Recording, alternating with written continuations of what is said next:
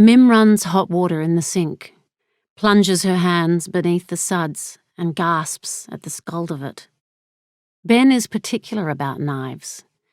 She has to hand wash them, even with the restrictions. She runs the blue cloth up and down each blade, feeling the smooth heat of the steel. Missing. He is missing. Your husband is missing. Mum! She turns to her daughter, leaning over the kitchen bench, scowling.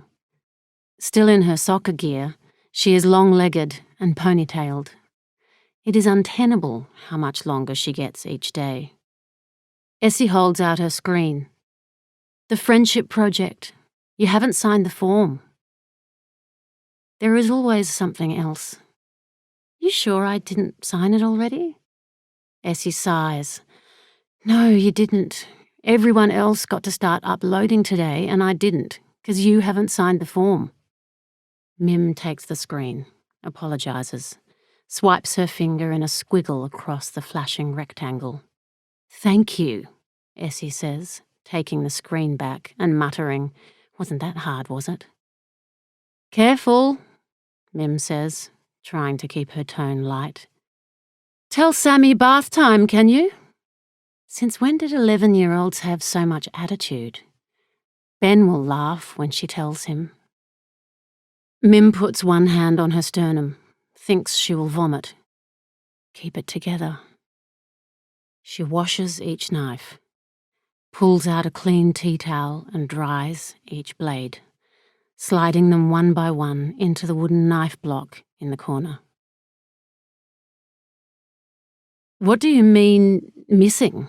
She had said when the phone call had come that afternoon.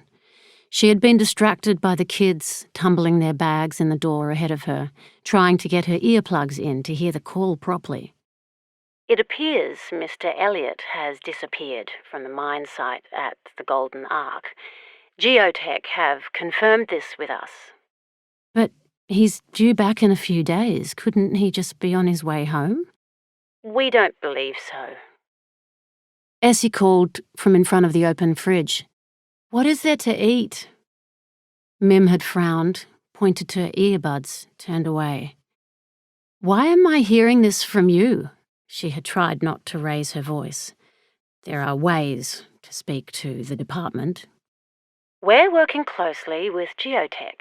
Protocol, Mrs. Elliot, on foreign investment sites, you understand. But how can he be missing? He's chipped. Can't you just geolocate him? They had ignored her question. Asked if they could send someone around. She had asked again, but there was nothing they could tell her.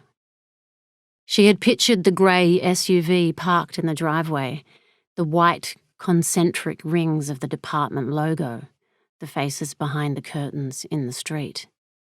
No, thank you, she had said. We'll be fine. You'll let us know if he makes contact. As if they wouldn't already know. Of course, she had replied. When the kids are in bed, she pours wine, tries to think. She should call her mother. That's what you do when you have stressful news. But what can her mother do from up there at the farm? She'd only worry, call Mim back endlessly until there was an answer. And she's still so tender. Michael, then Dad. Call Ben, she tells Omni, even though she knows what the result will be. Omni has a woman's voice, a soft, slightly clipped accent. The feedback from previous operating systems all pointed to people having a higher compliance with female voices. It was traumatic for the kids when they updated. Sam had only ever known Sarah. Omni took some getting used to. Unable to make contact. It's not unusual. She hasn't been able to call him on site the entire time he's been gone. He could make scheduled calls with the rest of the crew from the IT room, hardwired in, so at least they get to see his face. They laughed before he left about what they should and shouldn't say. It is a well-known secret what the flagged words under the department are. They can only imagine how many flagged words there are under China's security services. She thinks of the last time they spoke and realizes she can't remember the specifics. Omni called Geotech.